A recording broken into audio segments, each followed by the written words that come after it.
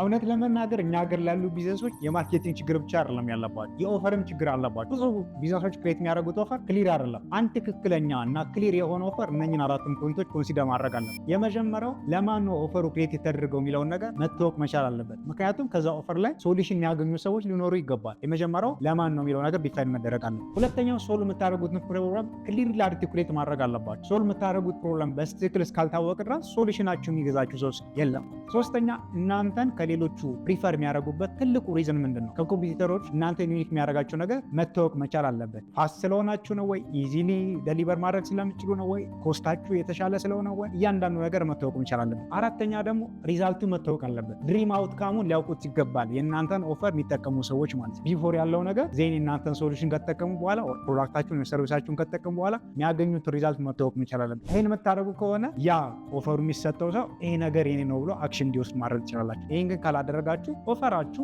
ማርኬቲንጋችሁ ያን ያክል የምትፈልጉት ሪዛልት ላያመጣላችሁ ይችላል ማለት ነው።